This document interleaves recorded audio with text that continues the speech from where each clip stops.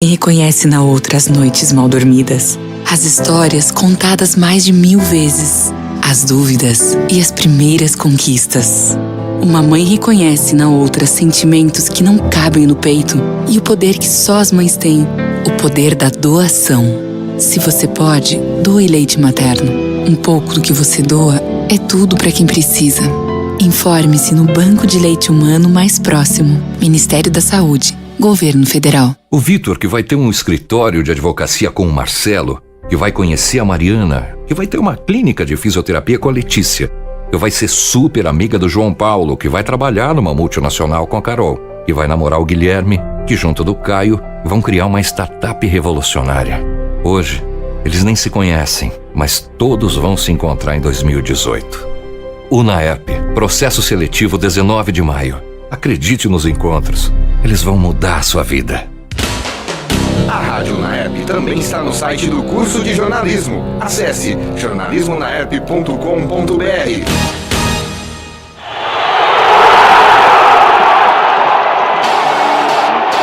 Papo Entre Linhas. O seu happy hour do esporte. Com André Coutinho. Muito boa noite a todos que estão na escuta da Rádio Unaerp, do Papo Entre Linhas. Mais uma edição deste programa maravilhoso do esporte começando. Hoje, dia 23 de abril de 2018. Mais um mês que vai passando, hein? Estamos quase chegando no meio do ano já.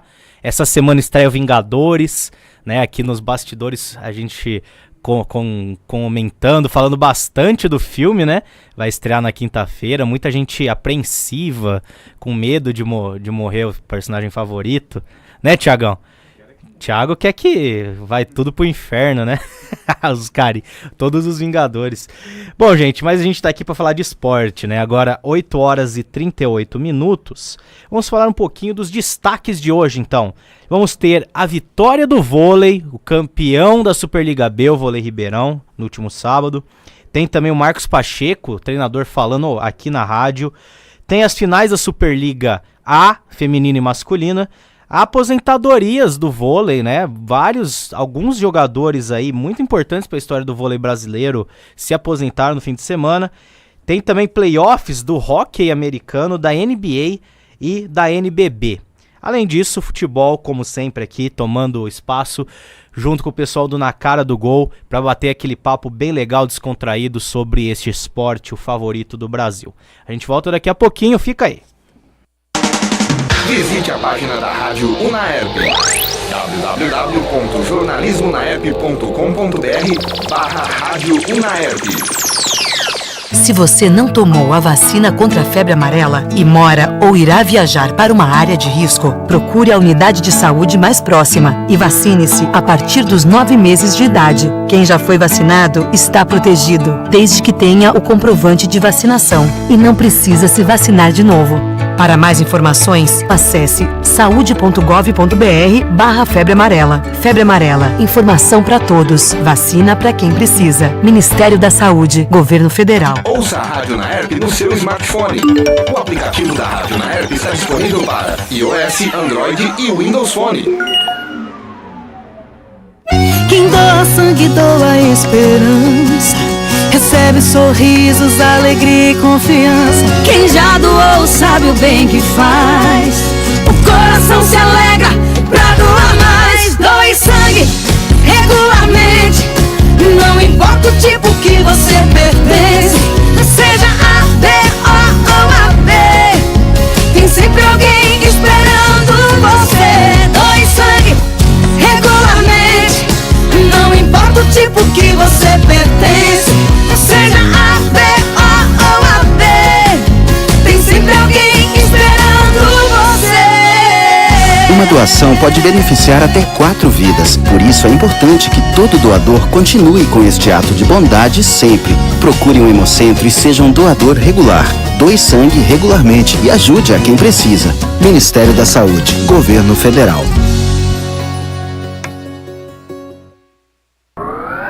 Rádio Unaerp. Estamos de volta com o Papo Entre Linhas, agora 8 horas 41 minutos. E no último sábado, Ribeirão Preto se tornou campeão no vôlei nacional. É isso mesmo, na Superliga B, o Vôlei Ribeirão venceu Itapetininga 3-1 de virada lá na Cava do Bosque e conquistou o título desta, que é a segunda divisão do vôlei nacional, né? A Superliga B. O principal objetivo do time era subir para a Superliga A, algo que foi conquistado na semana anterior, no outro sábado, quando venceu o Blumenau. E aí agora no sábado a vitória por 3-1 deu o título ao time de Ribeirão, que agora vai aí disputar coisas maiores, né? Tem Paulistão no meio do ano, tem a Superliga A também no segundo semestre já. E quem sabe aí o time de Ribeirão não consegue uma boa campanha e não consegue chegar longe nessa Superliga A, que promete ser aí muito legal com a chegada de Ribeirão de Itapetininga. Tem times muito fortes, tem Taubaté, tem também a equipe do Cruzeiro, que são fortíssimas equipes, SESI de São Paulo, Sesc Rio de Janeiro, Vôlei Renata de Campinas, muito forte também. Então promete muito. Vamos ver aí como que será essa Superliga A do ano que vem e vamos ver como que Ribeirão chega a essa Superliga A. Agora falando rapidamente do jogo, a Cava do Bosque mais uma vez lotada, muita gente mesmo, assim. Tinha gente que não conseguia ficar sentada porque tava realmente cheia, bem cheia mesmo. E tanto que muita gente assistindo em pé, a segurança teve que intervir alguns momentos, pedindo para não encostarem na grade, ficarem mais atrás. Acredito que muita gente não conseguiu ver o jogo da melhor maneira, mas esteve lá dentro. Também a torcida de Itapetininga fez sua parte, muito legal, parabéns para eles. Chegaram lá com aproximadamente 100, 200 pessoas e recepcionaram o time no ônibus, né? Fizeram um cordão para que os jogadores passassem no meio da torcida para chegar no ginásio. Foi uma cena bem legal mesmo. E foi mais ou menos isso o clima, essa festa, um clima de decisão amigável. Não aquele clima de guerra, vou te matar, meu time é melhor que o seu. Não, cara, foi um negócio muito legal mesmo. Clima de decisão, mas um clima amigável. Uma camaradagem, uma rivalidade muito sadia entre as duas equipes. A gente tem que lembrar, por exemplo, que Ribeirão e Itapetininga nasceram praticamente juntos no ano passado. Ambos mesclam jogadores experientes, no caso de Ribeirão, João Paulo, jogador de seleção brasileira, Jotinha, levantador, um dos melhores do Brasil, com jovens, né? William de Ribeirão, Rafael, Gabriel, grandes jogadores aí que estão cada dia mais evoluindo e crescendo nesse time de Ribeirão. Do lado de Itapetininga, a gente tem o Michael, central, jogou no Vôlei Futuro, foi muito tempo um dos maiores centrais aí da Superliga. Tinha também o André Nascimento, né? Meu ídolo maior do vôlei, o cara que fez muito pelo vôlei, campeão olímpico, campeão mundial, campeão de tudo com a seleção brasileira. E tinha jovens também, como o Clint, como outros jogadores, o Ítalo, Ademar, ótimos jogadores do time de Itapetininga que deu muito trabalho para Ribeirão. As duas equipes se conhecem desde o Paulista, quando Itapetininga venceu por 3-1 em casa.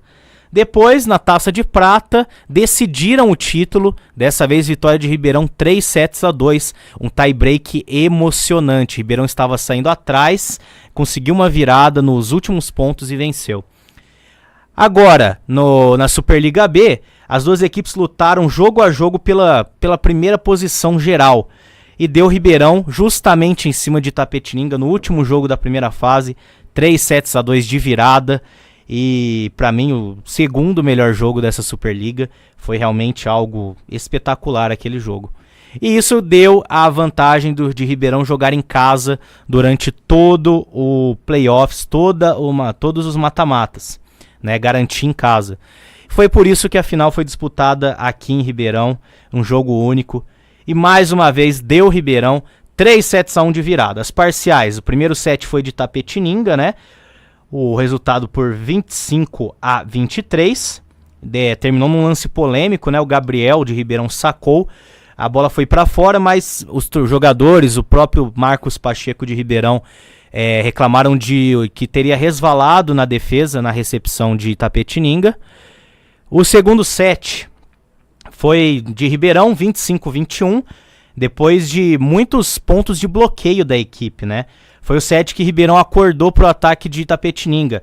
Então, o Rafael no saque, misturado com o Brunão, o Giovani e o Gabriel no bloqueio, resolveram esse jogo aí, esse set, né, para a equipe de Ribeirão, 25-21. O terceiro set foi o mais complicado, mais emocionante do jogo. Ribeirão abriu uma diferença muito grande de 23-18. Porém, com 5 pontos consecutivos, principalmente com saques muito, como posso dizer, malandros, né? Um saque muito difícil, complicado do levantador Ítalo, o time de Itapetininga empatou em 23-23 e chegou a passar à frente. Aí Ribeirão conseguiu empatar, virou e passou em 26-24, dessa vez com ponto de saque de Gabriel. E o último set, o quarto set, o set derradeiro desse campeonato, foi marcado por diversos erros de ambas as equipes. Ribeirão abriu vantagem logo no início, né, com João Paulo no saque, fez 11-6. Depois, na continuação, o time de Ribeirão passou a administrar, tomando um ponto aqui, fazendo 2, tomava 2, fazia 1, mas nunca perdendo essa diferença, né? E chegando no final do set, o time de Itapetininga acabou já entregando, né? Já sabia que não ia dar certo, não ia conseguir tirar a vantagem e chegou a estar perdendo por 23-15. No final, 25-17, Ribeirão campeão da Superliga B. No total, 13 jogos durante a campanha, 7 na primeira fase, 6 na fase de mata-mata, 10 vitórias, 3 derrotas, 34 sets ganhos e 16 sets perdidos. Ribeirão e Itapetininga classificados à Superliga A 2019, Ribeirão campeão de 2018 da Superliga B. E o jogo marcou também a despedida do André Nascimento, né? Que com 39 anos já havia se encerrado sua carreira anteriormente, voltou justamente para classificar Itapetininga para a Superliga A e agora oficializou sua aposentadoria. Recebeu muitas homenagens da torcida de Itapetininga durante o jogo, recebeu uma placa. Depois, no final do jogo, o Lipe, presidente de Ribeirão, também fez uma homenagem muito bacana para ele. Então, realmente é um cara que merece todas as homenagens. Valeu, André Nascimento, por tudo que você fez pelo esporte. Seu nome com certeza está marcado entre as lendas mundiais do vôlei, não só brasileiras. Valeu, bom descanso agora, que continue com o esporte em suas veias. Tiagão, vamos ouvir agora então a entrevista que eu fiz com o Marcos Pacheco depois do jogo. Final aí, depois da comemoração, já todo mundo feliz ali. O Marcos Pacheco falou um pouquinho sobre o que foi o campeonato e também sobre o que foi o jogo. Eu vou colocar aqui certinho, eu só peço desculpas pela qualidade do áudio que tá um pouco ruim, mas dá para entender. Vamos lá então. Estou aqui com o Marcos Pacheco, treinador da equipe do vôlei de Ribeirão, que foi campeão da Superliga B em 2018, vitória por 3-1 de virada sobre Itapetininga. Pacheco, novamente, muito obrigado por nos atender, parabéns pelo título. A que você deve essa vitória de hoje? Acho que foi todo um processo, né? Começamos lá em julho, construindo o time, não fomos felizes, não fomos competentes no estadual, infelizmente não classificamos para a etapa, mas ali foi um grande laboratório, foi um grande dado, né? O que nós precisávamos fazer, o que nós tínhamos que fazer. Depois veio a Copa Prata, campeonato duríssimo também, a gente teve paciência, teve, né, cabeça boa. E aí veio a Superliga B, construímos durante toda a temporada para chegar neste momento aqui e chegar muito bem, né? Lutamos muito para ficar em primeiro, para ter sempre a vantagem de decidir em casa, era muito importante para nós. E hoje ficou muito clara essa luta. Esse ginásio aqui hoje, fantástico, né? Eu acho que essa parceria aí, time, torcida, comunidade, foi impressionante. Né? Que nos levou, nos deu força, nos levantou em momentos complicados, né? Então todo esse processo ajudou para a gente fazer esse jogo maravilhoso, essa festa maravilhosa e ter conquistado Copa Prata, primeiro lugar na fase classificatória, e o Campeonato Superliga B e, lógico, o acesso à Superliga A, né? Foi uma temporada fantástica. Pacheco, falando sobre o jogo, o primeiro set Itapetininga venceu, depois Ribeirão venceu os 3 sets seguintes, um inclusive numa dificuldade 26-24, após estar vencendo aí por vários pontos de diferença. Como que foi essa virada, a construção dela, o que você falou com os jogadores após a derrota no primeiro set, e também aquele momento, uma vitória quase conseguida ali no terceiro set, e tivemos que vencer aí no 26-24 no ponto de saque do Gabriel. Então, mas desde o primeiro set, nós tínhamos, o voleibol é muito cruel quanto a isso, né? Você cria oportunidades, saque, bloqueio e defesa, e nós não estávamos conseguindo efetivar transformar essas oportunidades em ponto. E o voleibol é muito cruel quanto a isso. Porque não é que quando você deixa de fazer o ponto a 0-0, quando você deixa de fazer o ponto a 1-0 para o adversário, é ponto do adversário. E isso nós sofremos muito no primeiro set. A partir do segundo set o time teve uma cabeça melhor, o time entendeu, né, todo o processo ali, relaxou um pouco mais e soube administrar as virtudes, que está precisando uma grande equipe também. É uma bela equipe, tem um potencial de saque forte também, é um time capacitado também. Nós tínhamos que jogar no nosso limite para ter feito o que fizemos, né? O terceiro set, nós abrimos uma vasta vantagem, 24-19, né? E aí o time encostou num saque não tão forçado, mas que nos colocou dificuldade ali, né? Mas, de novo, né? É um time experiente, é um time que já passou por dificuldades e soube, né? Com dificuldade, lógico, né? E muito perigoso ganhar na diferença ali. E o quarto set daí foi, o time se encontrou, o time encaixou, sacamos bem, o sistema bloqueio e defesa funcionou e aí efetivamos, né? Você falou durante a semana as principais qualidades de Itapetininga, era o saque forte e também os ataques. E hoje nós vimos uma recepção muito boa de Ribeirão e os bloqueios. Isso foi trabalhado durante a semana, você deve a isso à sua comissão, deve aos jogadores? Com certeza. Eu sempre falo que quando a gente tem uma semana de trabalho, a gente faz uma construção para chegar no jogo. A gente inicia entendendo o time adversário, a gente inicia entendendo como é que o time deles ataca, como é que o time deles bloqueia, como é que o time deles funciona. E todo esse processo é feito com comissão técnica e jogadores. A gente senta, conversa, visualiza, tem os vídeos, tem as marcações, e aí a gente foi uma construção para chegar hoje e marcar, saber exatamente as direções do saque do time adversário, as incidências do ataque do time adversário. Então isso é um trabalho em conjunto, trabalho de toda uma equipe. E nesses 9 meses, 2 títulos, agora um título de abrangência nacional, eu costumava falar que é um time que evolui, que não sobe degraus e sim andares. Aonde pode chegar esse time agora no Paulista, também na Superliga A, Pacheco? Agora a gente tem que fazer uma avaliação boa, temos que se sentar, ver que caminho a gente quer tomar, né? Qual é o lugar que Ribeirão não é que quer, é que vai ter condições de ocupar, né, dentro do cenário nacional, de uma Superliga A que é outra realidade, é outro mundo, né?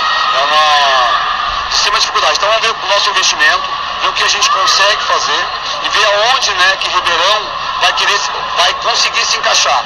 E aí vamos gradativo, passo a passo, para chegar, quem sabe um dia, né, trazer aqui para Ribeirão uma decisão de Superliga, né? Esse aí, então, Marcos Pacheco, treinador da equipe de Ribeirão, campeão aí da Superliga B.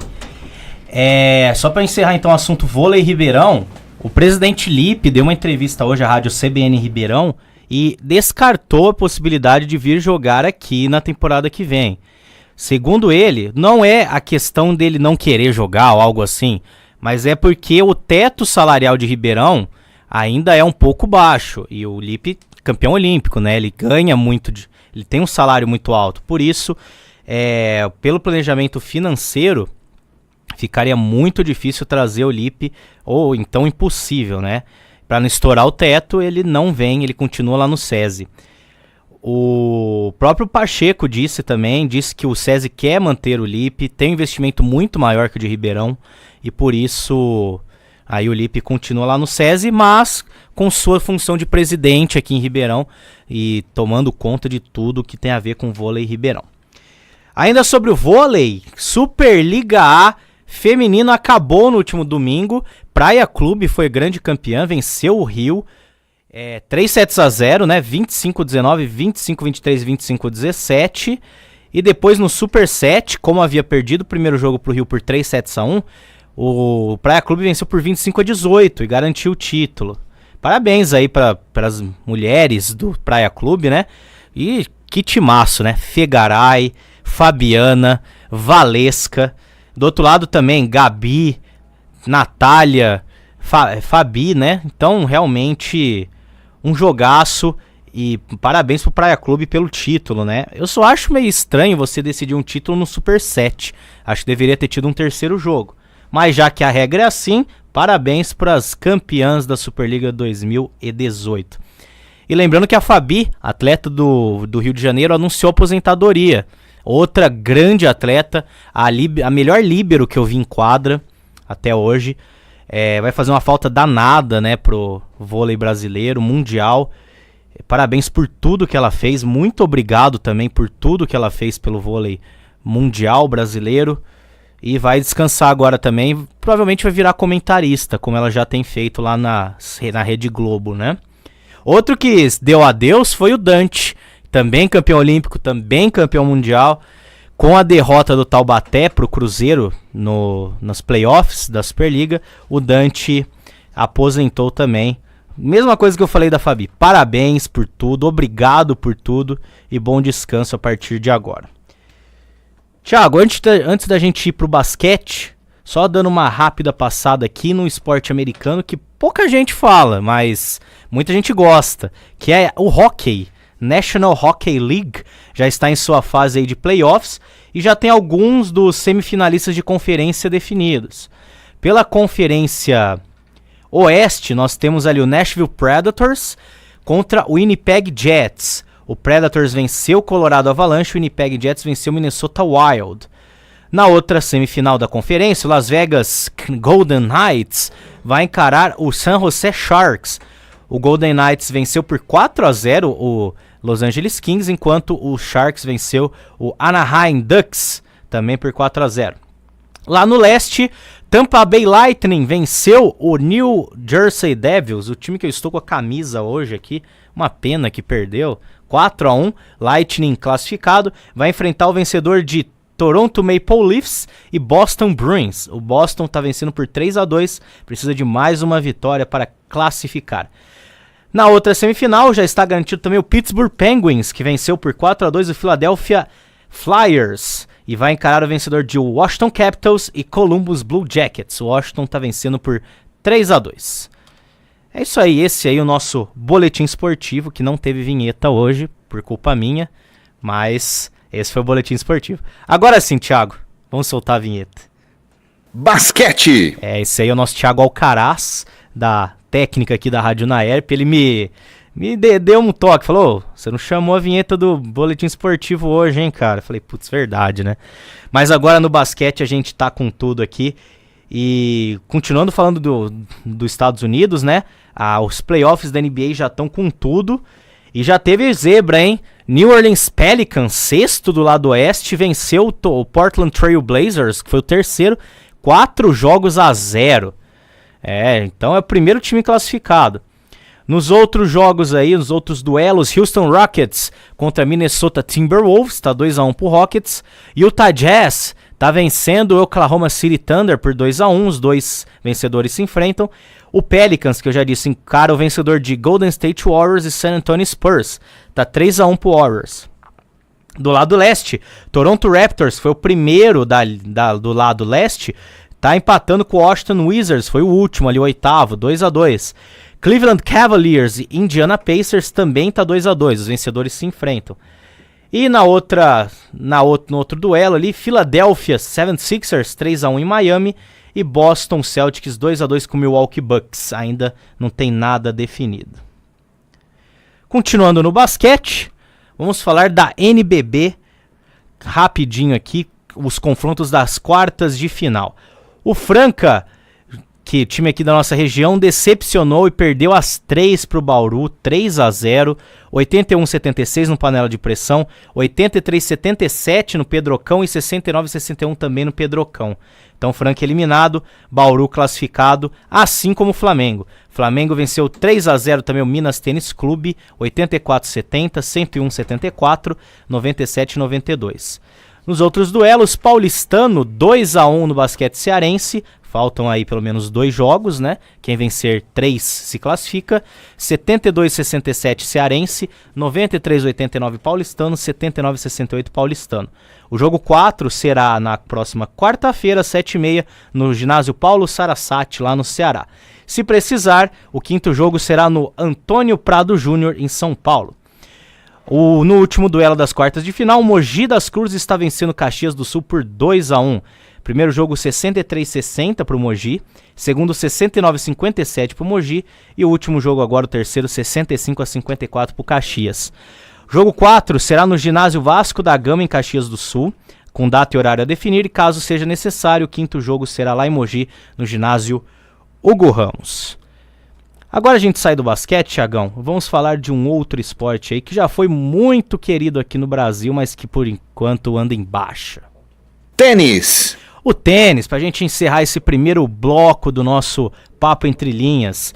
Tivemos aí na última semana o Masters de Monte Carlo e pela primeira vez, pasmem, teve Rafael Nadal como campeão. Ele venceu na final o Nishikori, né, o Kei Nishikori, o japonês, número 36 do ranking, e conquistou seu 11º título de Masters 1000. As parciais foram 6-3 e 6-2. Então é isso aí. Então Rafael Nadal mais uma vez campeão aí em Monte Carlo do Masters 1000. Thiagão, nós vamos para um rápido intervalo. Daqui a pouco a gente volta para falar aí sobre tudo do futebol. É rapidinho. Rádio Unaerp. Nota Fiscal Paulista. Doe seus cupons para a Advirp. O que significa a retirada da trava de 7,5% para o cálculo dos créditos dos cupons válidos somente para as entidades? Sem a trava, um cupom poderá gerar até R$ 257, independente do valor da compra. Um cupom de R$ 10 poderá alcançar o teto, ou seja, pode gerar créditos de até R$ 257. Na antiga regra, com a trava, ele gerava no máximo 75 centavos de crédito. Se eu doar o meu cupom para uma entidade, também vou ganhar bilhetes para participar do sorteio para pessoas físicas? Sim. A doação de 50% dos recursos era destinada a apenas 4% das entidades. O novo modelo visa uma melhor distribuição desses recursos. A previsão de doações pode atingir a R$ 200 milhões ao ano. Como doar créditos da Nota Fiscal Paulista? Siga o passo a passo. Para se cadastrar, acesse o site da Nota Fiscal Paulista, nfp.fazenda.sp.gov.br. Entre no sistema com seu login e senha. Acesse o campo Entidades na barra superior do site. Em seguida, doação de cupons com CPF automática.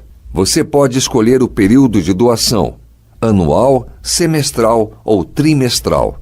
Abaixo, você irá digitar o nome da entidade Advirp na segunda opção por razão social.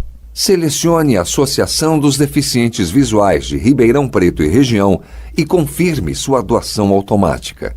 A entidade e a pessoa que doou a Nota Fiscal Paulista participam mensalmente do sorteio, podendo ser contempladas. Nota Fiscal Paulista. Você pede, muita gente ganha. Para mais informações, acesse o site www.advirp.com.br. Ouça a Rádio Unaerp no seu computador. Acesse jornalismonaerp.com.br. Estamos de volta com Papo Entre Linhas, agora 9h05. Uma notícia de última hora que o Chaves pode deixar de ser exibido no Brasil por petição a bullying. O pessoal tá falando que tem muita prática de bullying no Chaves. Mandar um abraço para esse pessoal e mandar eles procurar o que fazer, né? Quero mandar um beijo aqui para Juliana Leal, para Regina Célia Lopes e para Luana Vasco, que não está aqui, mas está nos vendo ao vivo. Também um abraço pro Luan Amaral, tá aí também na audiência. Valeu, pessoal, tamo junto. E agora, vamos falar do esporte favorito da nação. Pessoal do Na Cara do Gol já tá aqui. Thiago Alcaraz. Futebol! É isso aí, futebol. Vamos falar então com eles. Chamar aqui logo meu caríssimo Guilherme Carlos. Boa noite. Boa noite pra você, André Coutinho. Boa noite, Thiago. Boa noite a todos que estão nos ouvindo e assistindo pela live do Facebook. Queria apresentar ele também, que tá sempre aqui comigo, meu fiel escudeiro. Boa noite, Guilherme Faria. Boa noite, Gui. Boa noite, André. Boa noite, Thiago. Boa noite a todos que estão nos ouvindo mais uma vez, com muito assunto pra gente falar do futebol que teve no fim de semana, né? Tivemos algumas polêmicas no final de semana, tivemos goleadas. A gente gosta de polêmica. Polêmica é o que move o brasileiro, né? Mas vamos começar falando do Corinthians, que ganhou do Paraná fora de casa por 4-0. Foi o jogo das 11 da manhã, né? Foi o jogo das 11 da manhã. Horário bacana também no domingo, dá pra ir com a família, ver o jogo, sair pra almoçar. E o Corinthians agora que é líder, né? É o único 100%. 100% de aproveitamento. O Corinthians, ele fez gol com o Cleison, Sid Clay, Rodriguinho e Gabriel. E um dado curioso é que o Corinthians deu 8 chutes ao gol. E o Paraná deu 15.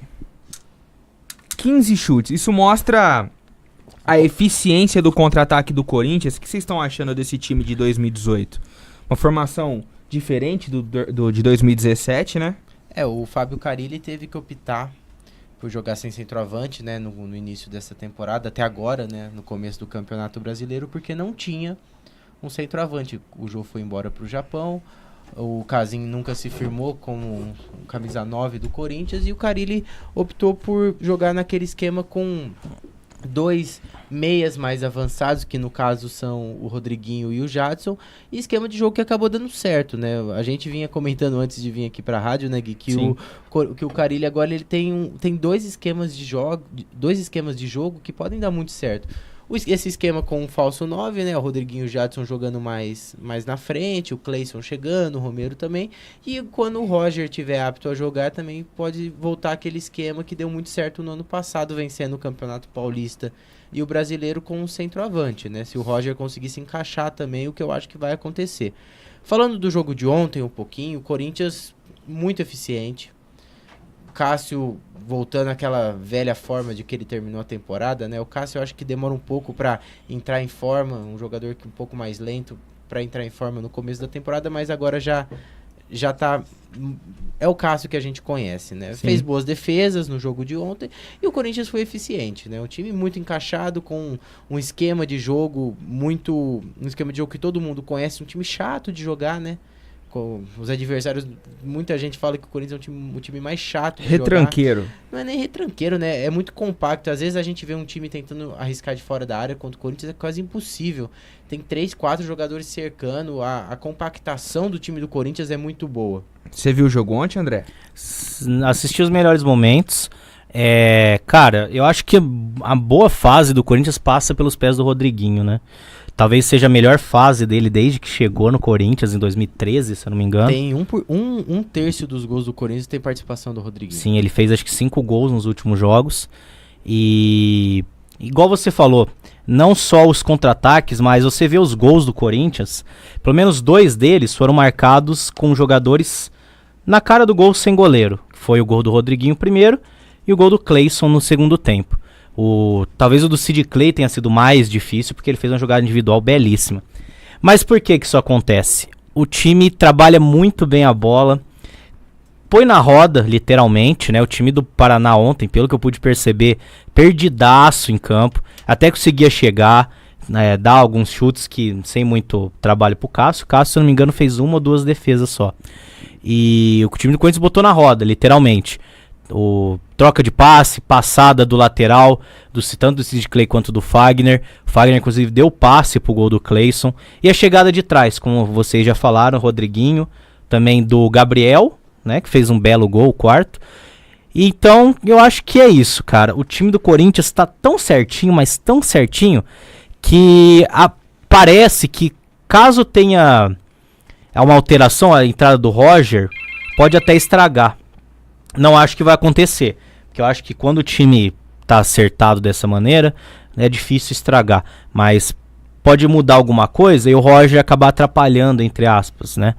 Mas enquanto o Corinthians tiver essa defesa forte, compacta, como o Gui falou, vai ser muito difícil vencer. O André, e você falou que o Corinthians está muito certinho, né? No jogo de ontem, por exemplo, o Ralf, o Michael e o Cleison foram poupados no início da partida, né? Eles começaram no banco de reserva, os três, e quem tá assistindo o jogo do Corinthians acaba nem percebendo que eles não estavam em campo, porque entrou o Gabriel, que acabou marcando o gol, o René Júnior e o Matheus Vital.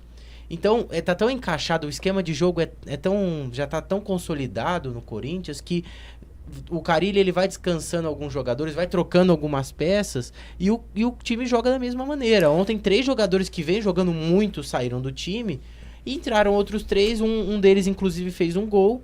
O Matheus Vital entrou no jogo da Libertadores semana passada, deu passe pro gol do Jadson. Então o esquema de jogo é tão encaixado que os jogadores que entram, eles conseguem suprir porque tá tudo, eles sabem o que tem que fazer dentro de campo. Isso é muito interessante. Eu diria que no Corinthians não é apenas um simples esquema, e sim uma filosofia de jogo que vem desde a era Tite. O Carille, ele, digamos que estagiou com o Tite, assim. O Carille tá lá desde a época do Mano. Então, o Mano também tinha uma filosofia parecida. Foi o Mano Menezes que trouxe o Carille, né, pra falar a verdade. E aí entra jogador, sai jogador, e não são jogadores de renome, não são estrelas, são jogadores medianos, só que entra no time e encaixa. Sai, como você disse, sai um, entra outro, e o time continua com o mesmo esquema, com a mesma filosofia. E eu acho que é isso que tá faltando, por exemplo, pro São Paulo. O São Paulo entra técnico, sai técnico. O Flamengo não tem identidade. Flamengo, não tem a identidade, exatamente. O Flamengo mais ainda, né? Porque o Flamengo é um time que tem bons jogadores, né? Do meio pra frente é um timaço, tem um bom goleiro, que é o Diego Alves. Tem algumas carências pra mim, a zaga, a lateral direita, falta. Mas é um time, mas com a troca de treinadores com frequência, acaba não dando um padrão de jogo, não tem um esquema de jogo assim como o Corinthians tem. O Corinthians, com jogadores menos renomados do que o Flamengo, por exemplo, consegue ganhar títulos, consegue fazer boas partidas, consegue encantar o torcedor. O Flamengo não. Com um time melhor, mas não consegue porque não tem uma continuidade de trabalho. Não tem uma convicção na hora de contratar um treinador, de bancar um treinador se o time perde 2, 3 jogos, o que aconteceu com o Carpegiani agora no começo da temporada. Então, e mostra mais uma vez, que a gente vem falando isso desde quando a gente começou a fazer programa aqui. Tem que dar uma continuidade para treinador, tem que deixar o cara trabalhar, não pode mandar o cara embora no primeiro resultado ruim. E o Corinthians foi fazendo isso com o Carille. O ano passado, nas quartas de finais do Paulista, quando o Corinthians enfrentou o Botafogo aqui em Ribeirão Preto, foi um dos piores jogos que eu vi no estádio na minha vida. Que você tava comigo, né, Gui? Foi um jogo horrível, pavoroso. Um jogo com poucas chances, lance feio. E naquela época, a diretoria do Corinthians era convicta de que o trabalho do Carille poderia dar certo a médio e a longo prazo. E deu. O Corinthians venceu o Campeonato Paulista, venceu o Campeonato Brasileiro jogando futebol melhor, agora venceu o Paulista de novo, conseguiu o bicampeonato e tem chances claras, na minha opinião, de vencer o Campeonato Brasileiro de novo. Porque é um time encaixado, os jogadores que entram conseguem suprir a falta dos que saíram. Sim. O caso desses 3, saíram 3 jogadores fundamentais no time, entraram 3, um inclusive fez um gol. Então, o esquema de jogo consolidado, essa continuidade de trabalho, acreditar no treinador faz toda a diferença. Não adianta você ter um elenco milionário com jogadores de muito nome, no caso do Palmeiras, no caso do Flamengo, e não encaixa. Se você não confia no trabalho do treinador e fica trocando a cada 3, 4 meses, esse time nunca vai ter um padrão de jogo. E o Corinthians prova que com um treinador que não tinha nome quando foi efetivado, jogadores não tão renomados, e agora que tá encaixado um ano e meio depois, tá dando certo, tá colhendo todos os frutos. E além disso, né, a gente tem o planejamento, não só do treinador, mas das contratações. Gente, você falou, o Corinthians não tem nenhum jogador renomado hoje. Por quê? Os jogadores que o Corinthians contrata são todos de acordo com as características que o time precisa. Você perdeu o Pablo, veio o Henrique. Você perdeu o Arana, veio o Sid Clay, veio o Juninho Capixaba. O Jô saiu, eles trouxeram o Roger agora. Então, é um time que vai repondo as peças que perde com peças semelhantes. Não digo iguais, né? mais semelhantes. São jogadores, a filosofia do Corinthians em contratação, até porque o Corinthians não tem dinheiro para fazer uma contratação bombástica, são jogadores que foram bem em times menores e que vão crescendo com o passar do tempo jogando no Corinthians. É o caso, por exemplo, do Cleison, que veio da Ponte Preta, fez um bom campeonato paulista com a Ponte Preta, foi contratado pelo Corinthians e foi crescendo e hoje é um dos principais jogadores. Isso pode acontecer com o Sid Clay, o Ralf voltou agora, né? Então o Roger pode crescer, tem grande chance, entrando nesse esquema de jogo, um time encaixado, um centroavante que sabe fazer gols, experiente. Então o nível de contratação do Corinthians é muito claro. São jogadores que não são caros, baratos, porque o Corinthians não tem dinheiro, mas são jogadores que que são promissores e conseguem crescer com o passar do tempo. Consegue se firmar no esquema tático proposto. Exato. A gente comentou que a lateral, principalmente a esquerda, com o Sid Clay e o Cleison, é um dos setores mais letais do Corinthians. O golaço que o Sid Clay fez ontem. O Sid Clay que foi chamado de Sid Bale. E ainda tem o Maicon ali no meio, né? O Maicon agora vai sair também, né? Vai ficar o René Júnior no lugar e o dele. Carille ainda tá... E o Carille em alguns jogos, no jogo contra o Fluminense, por exemplo, ele tirou o Maicon do time, não porque o Maicon tava mal nada, ele até conversou com o jogador, ele explicou pro Maicon, eu tô te tirando porque eu preciso testar outras opções, já que você vai sair. No jogo da Libertadores, no meio da semana passada, o Maicon foi titular, porque ele falou, não, é um jogo que eu preciso e precisa ganhar, e você já tá adaptado e tá numa fase boa, então ele vai colocando. Mas ao mesmo tempo ele vai encontrando soluções, como o René Júnior, por exemplo, que é um jogador que veio barato do Bahia, e tá se destacando. Já fez gols importantes, acabou se machucando na reta final do Campeonato Paulista, tá voltando agora, mas é um jogador importante que vai crescer, e já tá crescendo. Sim. A base também do Corinthians, os meninos que subiram também são promissores, como o próprio Matheus Vital, que fez o passe para pro Gabriel marcar o 4º gol do Corinthians. O Pedrinho, que tá aí como nova promessa. Eu acho que pra metade do campeonato, talvez pro campeonato do ano que vem, ele venha a se tornar um possível titular, por que não? É muito novo, né? Tem que ter calma pra lançar esse jogador, né? E também tem que ter um certo cuidado, porque você lança o menino, ele estoura, já ele vai embora. Sim. Entendeu? Sim. Tem que ter todo aquele cuidado, assim como teve com o Malcom em 2015. 2015 ele foi embora. E o Corinthians vem bem nas competições, né? Além de vencer o Campeonato Paulista, na Libertadores conseguiu semana passada uma vitória polêmica. Teve o gol mal anulado do Independente, lógico, a gente não pode deixar de falar. Mas o Corinthians vem conseguindo vitórias importantes. Uma vitória fora de casa na Argentina. Com o atual campeão da Copa Sul-Americana. Que é um baita time, né? Então vai crescendo e vai conseguindo uma gordurinha, vencendo fora de casa. Não encanta, o futebol do Corinthians não encanta, mas é um futebol mais eficiente. E como o futebol é resultado hoje em dia, qualquer torcedor prefere um time que seja eficiente do que um time que joga um futebol maravilhoso, mas não ganha nada. Sim. Vamos mudar de alvinegro para alvinegro. Vamos falar dos Bahia e Santos. Santos que fez um jogo não tão bom assim, foi castigado com um gol no finalzinho pelo atacante Júnior Brumado do Bahia. E aí, Guizão? Então, esse jogo foi no sábado, né? No sábado, no finzinho de tarde, comecinho da noite. O Santos ainda não encaixou, né? O Jair Ventura é um bom treinador, mas... Corre risco o Jair Ventura? Na minha opinião, não. Essa diretoria do Santos parece ter uma convicção no trabalho dele e o que eu acho que é certo. Mas o Santos perdeu muitos jogadores no começo da temporada e ainda tá encaixando um time. Bruno Henrique, que tava pra voltar agora, vai ficar mais 2 semanas afastado. Já vai. E é um jogador que ano passado fez muita diferença. Era o principal jogador do Santos, junto com o Lucas Lima ano passado. O Lucas Lima que nem no Santos tá mais. Mas tem uma molecada boa de bola, como o Rodrigo. Um outro que agora me fugiu o nome, que sempre entra no segundo tempo, mas que é bom de bola também. A zaga do Santos é uma zaga boa, sabe? Com o David Braz e o Lucas Veríssimo. Porém o principal nome, o Gabigol, tá se tornando um Gabriel sem gol. Não tá jogando muita bola. O Rodrigo tá melhor que ele, né? Rodrigo. Não tá jogando muito bem o Gabigol, mas eu não acho que você pode colocar a culpa desses maus resultados do Santos na conta do Jair, né? Porque o treinador, ele é importante até certo ponto. O Santos sente a falta ainda do Lucas Lima? Sim. Sente a falta, o Santos sente a falta de um motorzinho, né, do armador. Porque o Gabigol é o craque do time, só que o Gabigol, ele é atacante. O Santos precisa de um jogador que seja o camisa 10 mesmo, pra poder armar jogada, pra poder entregar a bola pro Gabigol, por exemplo. O Jair no começo da temporada tentou o Léo Cittadini, já tentou avançar o Jean Mota também. O Vecchio também chegou a jogar mais avançado, mas ele ainda não encontrou essa peça. E tá difícil. Às vezes pode ser que ele precise mudar o esquema de jogo, jogando mais pelas laterais, jogando mais pelas pontas, já que o Santos tem jogadores rápidos, mas ele ainda não encontrou e tá buscando. O torcedor do Santos tem que ter paciência com esse time. Historicamente. Um time que acabou se enfraquecendo, né? De um ano pro outro.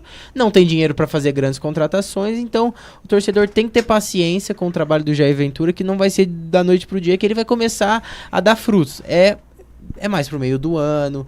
Quem sabe conseguir numa Copa do Brasil, vai pegar o Luverdense, deu sorte no sorteio, né?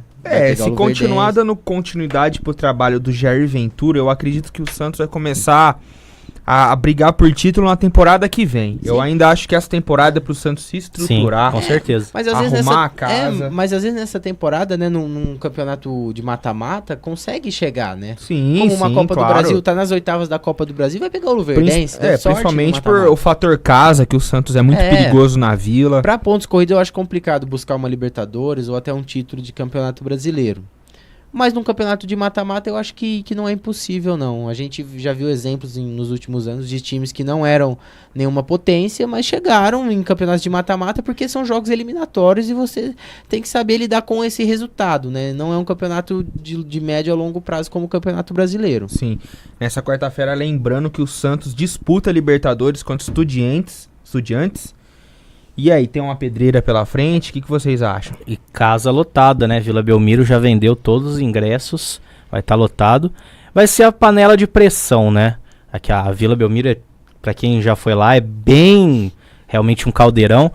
E o time do Santos, Gui, tem tudo pra conseguir essa vitória, tá? Na Libertadores vem jogando bem, né? Venceu o Estudiantes fora de casa. E o time do Estudiantes não é mais aquele time perigoso. É argentino, a gente sabe que tem a catimba, tem tradição, todo o toca-me voe, né? Mas não é mais aquele time do nível que foi alguns anos atrás, quando tinha o Verón, quando tinha o Bozelli, entre outros jogadores. Quando venceu o Cruzeiro, né, na Libertadores de 2009.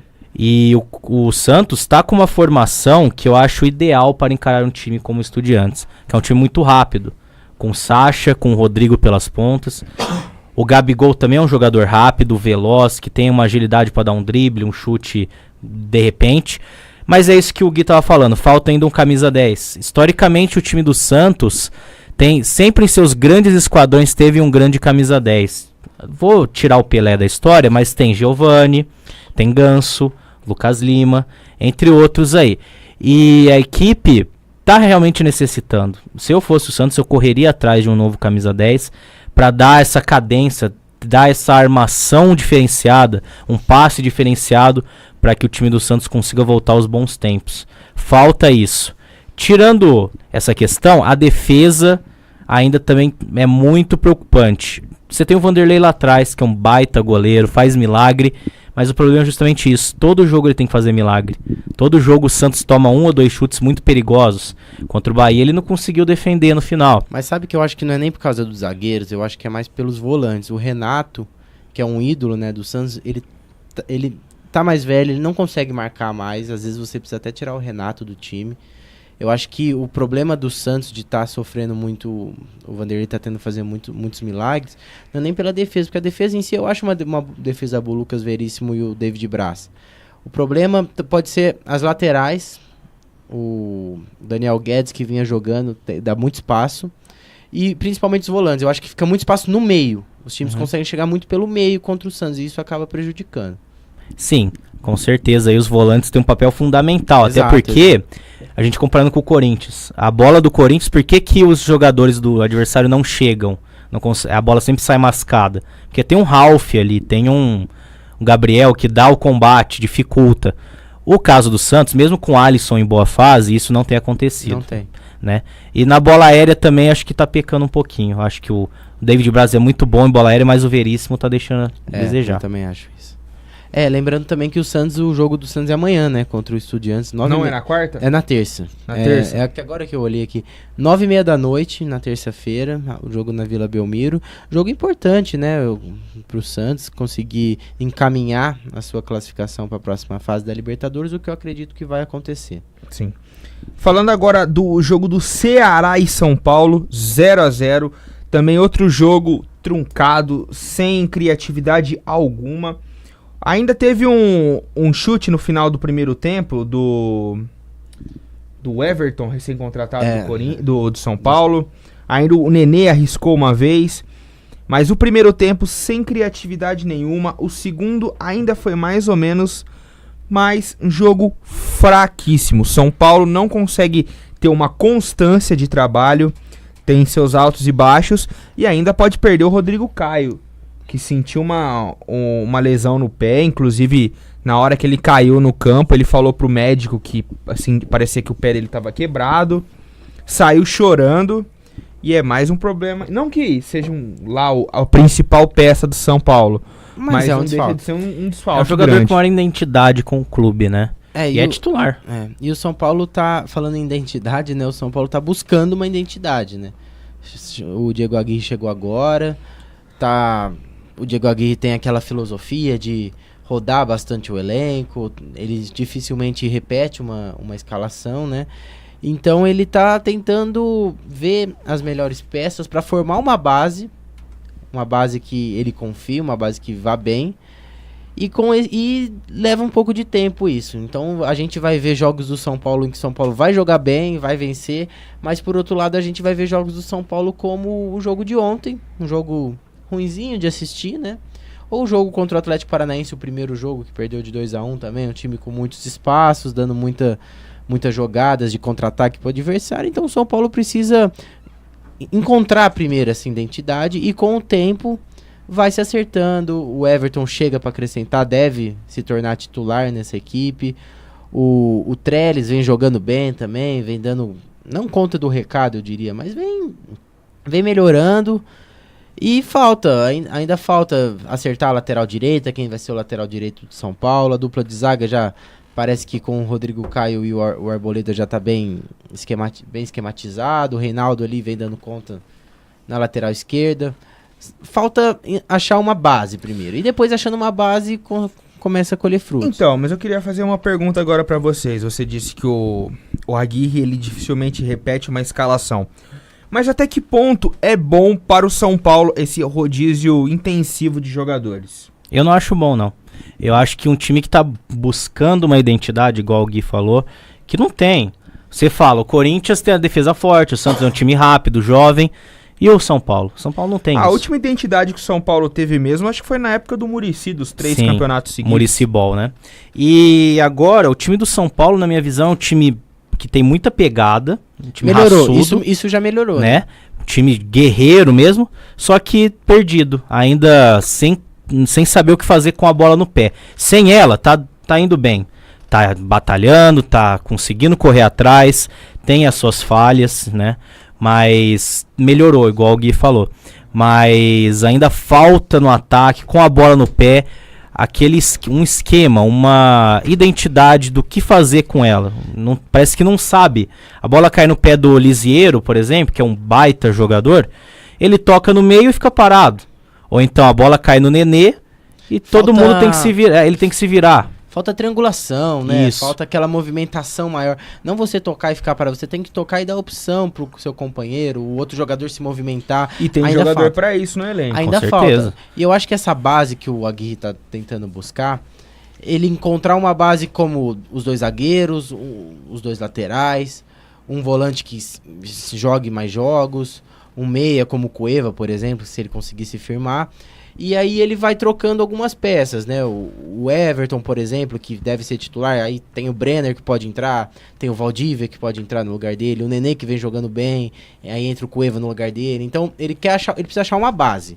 Uma base de 6, 7 jogadores, por exemplo. E aí ele vai rodando esses outros jogadores que não são considerados titulares absolutos, como os outros que ele está buscando.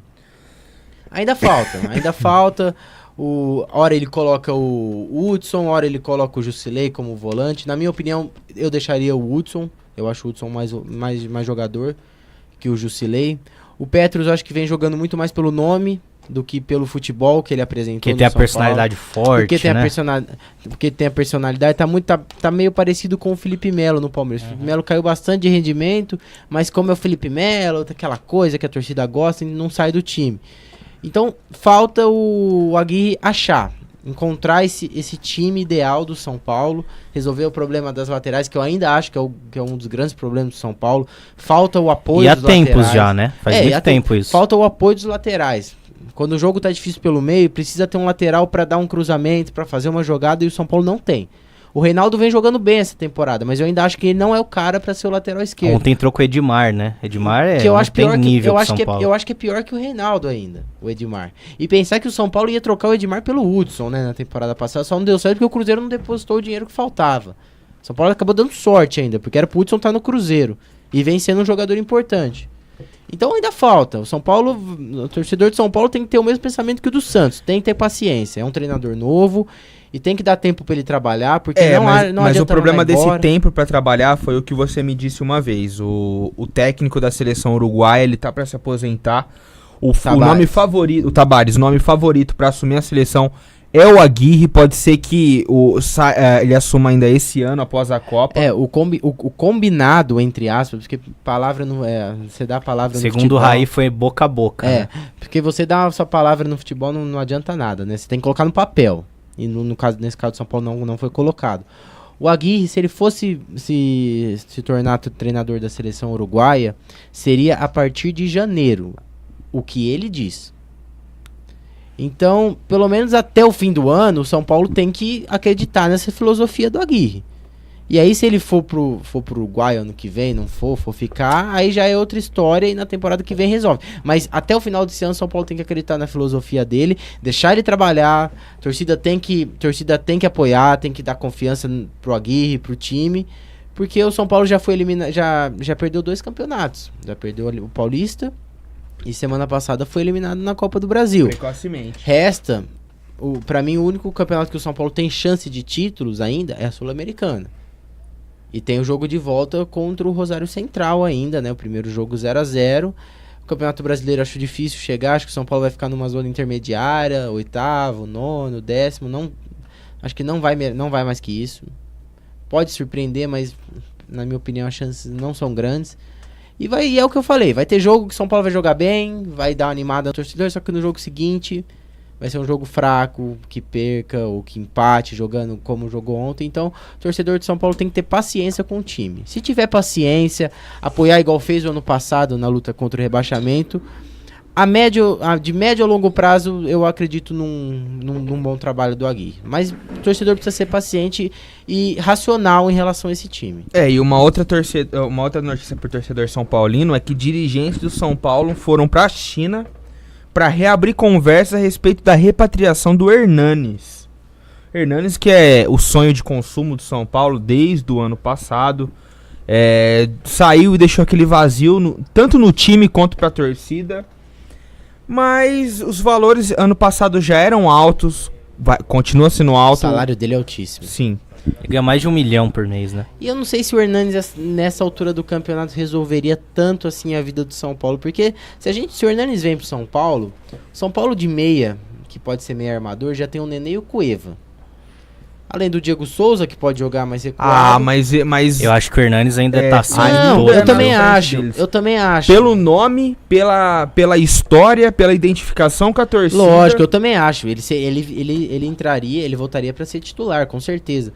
Mas se o São Paulo fosse gastar um dinheiro hoje para contratar um jogador, eu acho que o São Paulo poderia focar nas laterais, contratar um lateral direito renomado, um lateral esquerdo que dê mais confiança para a torcida, para resolver esses outros setores. Porque hoje, em relação a armador, eu acho que o São Paulo não tem os melhores armadores do Brasil, mas está bem servido. O Nenê vem jogando bem, o Cueva, se colocar a cabeça no lugar, consegue jogar bem, o Diego Souza a mesma coisa. Diego Souza agora que nem foi relacionado para essa última partida. Tá indo pro Vasco, né? E tem uma negociação com o Vasco, o São Paulo já vetou, mas voltaram a negociar. São Paulo parece que é uma troca, né? Agora eu não lembro quem que é o... quem que viria do Vasco. Mas eu acho acho que é o Evander, se não me engano. Mas eu acho um desperdício de dinheiro, porque o São Paulo investiu 10 milhões no Diego Souza e não deu nem 6 meses nele no clube e já vão negociar o cara. Vai trocar ele. E um jogador que se despediu do São Paulo nesses últimos dias foi o zagueiro Aderlan, que foi pro Vitória da Bahia. Ele que veio do Valência, na época a torcida do Valência até comemorou que ele tinha saído do clube. Foi pedido do Rogério Ceni e o Rogério Ceni nem trabalhou com ele, que foi demitido, né? Jogou pouquíssimas partidas e quando jogou também não foi muito bem e acabou se despedindo precocemente do São Paulo. Mais uma aposta que o São Paulo faz, que não dá certo, né? Um jogador de fora, que jogava na Espanha e já tá indo pro Vitória da Bahia. Sim. Talvez um pensamento, assim como puxando de novo pro Corinthians, que é procurar jogadores medianos, mas que se encaixe numa filosofia implantada. Talvez seria esse uma solução pro São Paulo? Pode ser. É que o Corinthians, a diferença do São Paulo pro Corinthians é que o Corinthians já tem um esquema de jogo que todo mundo sabe qual é. O São Paulo não tem esse esquema de jogo. O São Paulo hoje precisaria contratar mais mais jogadores renomados que cheguem para fazer a diferença, mesmo sem esquema tático, do que o Corinthians. Sim. O Corinthians ele já tem um esquema consolidado, então os jogadores que entram, o Corinthians só troca peças. O São Paulo não tem nem esquema de jogo. Ora o Aguirre joga com 3 zagueiros, ora o Aguirre joga com 2, ora o Aguirre joga com 3 atacantes, ora ele joga com 2, com centroavante, com o Nenê sendo camisa 9, com o Trellis. Então não tem um esquema de jogo. O São Paulo não tem... Se você for colocar o time do São Paulo no papel hoje, você coloca, mas no próximo jogo o time já pode ser outro com outro esquema. É diferente do Corinthians. Sim. O Corinthians a gente já sabe qual é o esquema, é só a gente colocar as peças. O São Paulo a gente não sabe nem o esquema direito. Eu acho que falta isso pra conseguir contratar jogadores mais baratos, medianos, com a filosofia. Falta ainda definir o que precisa. O São Paulo não sabe disso. Falta definir que esquema vai jogar. Se vai precisar de caras, de 2 jogadores rápidos pelos lados, vai precisar de lateral mais defensivo, lateral mais ofensivo. O São Paulo não sabe o que ele quer ainda. Falta decidir o esquema tático. E ainda em relação a Hernanes, bem capaz de, se ele começar o nome dele ser especulado aqui no Brasil, ele acabar indo pro Palmeiras ou pro Flamengo. Bem capaz. E já pra falar em Palmeiras, vamos falar do Palmeiras, que ganhou do Internacional. Dizem que o Palmeiras operou o Internacional. Operou o Internacional e o jogo foi ruim também. Ontem eu acompanhei o jogo. Jogo fraco, os dois times. O Internacional também é um time que tem muitas carências. O Palmeiras fez o gol no primeiro tempo. Com o Dudu? Com o Dudu. No final do primeiro tempo, na verdade, cruzamento. Dudu que marcou e não comemorou. Não comemorou. Depois disse que às vezes o torcedor trata como lixo. Que frescura. É um chorão. É a famosa frescura dele. É um chorão. Né? Porque o que esse time do Palmeiras anda jogando futebol, nossa, dá um desespero. O torcedor tem que ficar preocupado mesmo. Porque é um bom time no papel, mas na prática não vem jogando. Ontem fez um gol, assistência do Diogo Barbosa, inclusive, mas tomou pressão do Internacional. O Leandro Damião fez um gol no segundo tempo, que foi mal anulado. E ainda teve um pênalti pro Internacional, que é discutível. Isso que eu ia falar, o pênalti foi bem discutível. Bem discutível, mas o jogo era pra ter ficado no 1-1, né? Era pra ter ficado no empate.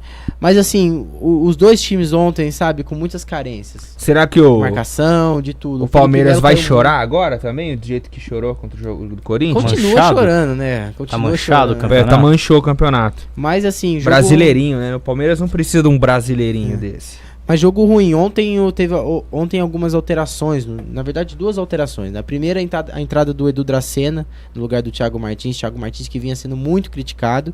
Roger Machado deu lugar ao Edu Dracena, que fez sua estreia como titular na temporada. E eu achei que melhorou. Dá uma segurança maior pro Antônio Carlos, por exemplo, a entrada do Edu Dracena. Por mais que ele não seja aquele jogador de Santos e Corinthians. Não, eu digo de Santos, porque no Corinthians não foi até Corinthians ele era reserva, né?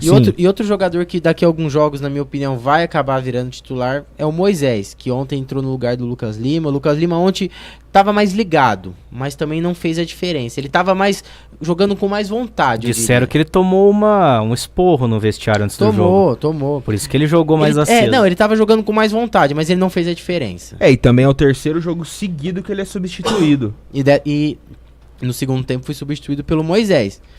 E o Moisés já é um jogador identificado com a torcida, um jogador com muita qualidade. Então, se der uma sequência pro Moisés, ele entra nesse time no lugar do Lucas Lima e não sai. E quando o Palmeiras resolver o caso do Scarpa, por exemplo, o Scarpa pode virar uma opção. E nesse jogo contra o Inter era... Mas será que o Scarpa vai voltar pro Palmeiras? Eu acho que no fim acaba dando certo. Vai levar um tempo. Acho que vai. Ele vai acabar conseguindo a rescisão com o Fluminense. Ou então o Fluminense vai dar um jeito de, me vê 3 jogadores aí. O Abel Braga outro dia falou que gostaria de ter o Juninho, zagueiro do Palmeiras. O Palmeiras não ia fazer. Parece que o Luan, o zagueiro Luan, que era do Vasco, tá no Palmeiras também, agrada. Então assim, vai acabar se resolvendo. Mas nesse jogo de domingo, era pro Guerra ter começado como titular. Porque o Guerra, na segunda passada, fez o gol no empate contra o Botafogo no Rio, só que ele se machucou no treino. E era pra ele virar o titular, porque o Guerra tava entrando bem nos jogos e a torcida também já tava pedindo o nome dele entre os titulares. Ele acabou se machucando, o Lucas Lima teve mais uma chance, não aproveitou como deveria, na minha opinião, e o Moisés entrou. Então o Lucas Lima, se ele continuar jogando desse jeito, ele vai perder lugar ou pro Moisés, ou pro Guerra, ou pro Scarpa quando o Scarpa voltar. Porque o Scarpa, quando entrou no time do Palmeiras no Paulista, ele entrou bem. E com uma sequência de jogos daria certo. Com uma possível, como posso dizer a palavra, substituição do Lucas Lima por outro jogador como o Moisés. Você acha que o Lucas Lima ele pode acabar saindo do Palmeiras para a próxima temporada? Eu acho que ele pode tumultuar um pouco. Eu não consigo imaginar um jogador como o Lucas Lima no banco de reserva e acrescentando no time. O Fernando Praz, ele é reserva, mas você vê sempre nos jogos o Fernando Praz lá, dá instrução, ele comemora os gols. Tem jogador que vai pro banco de reserva e não torce pelo time. Torce pra ir mal pra ele entrar. Muitos falam que o Felipe Melo, se virar reserva, pode tumultuar também. Tanto que quando ele virou reserva com o Cuca, aconteceu aquele problema, né? E é um jogador que no Campeonato Paulista foi eleito o melhor volante da competição, mas injustamente. Mas eu até acho que jogou muito no campeonato, jogou bem. Mas nessas primeiras rodadas do Brasileiro e na Libertadores ele não vem jogando bem. E aí você vai tirar o Felipe Melo para colocar o Thiago Martins, por exemplo? Porque uma coisa é você deixar o Thiago Martins no banco, e ele vai ficar no banco, porque ele não tem nome. Thiago Santos, Thiago Santos, Thiago Martins é o zagueiro. Lembrar. O Felipe Melo é diferente, é um cara renomado, a mesma coisa o Lucas Lima. O Moisés já é diferente, é um cara de grupo. E aí, o Lucas Lima volta pro Santos? Não volta, mas... Depois do que ele fez ano passado, jogou totalmente sem vontade, sem gana nenhuma, já sabia que é Palmeiras. Eu acho que ele não tem clima pra voltar pro Santos. E digo mais, se ele for pro banco no Palmeiras, ele vai fazer a mesma coisa. E aí vai ser pior pra ele. Então, mas, por exemplo, agora que você falou de clima, que o Lucas Lima ele saiu brigado com o Santos, mas lembrando que o Ganso também saiu de uma maneira conturbada do Santos e havia especulações que tava com foram procurar o Ganso pra voltar, repatriar ele. Que eu acho um erro também, né? É outro erro, é outro, né? Que não tá jogando nada.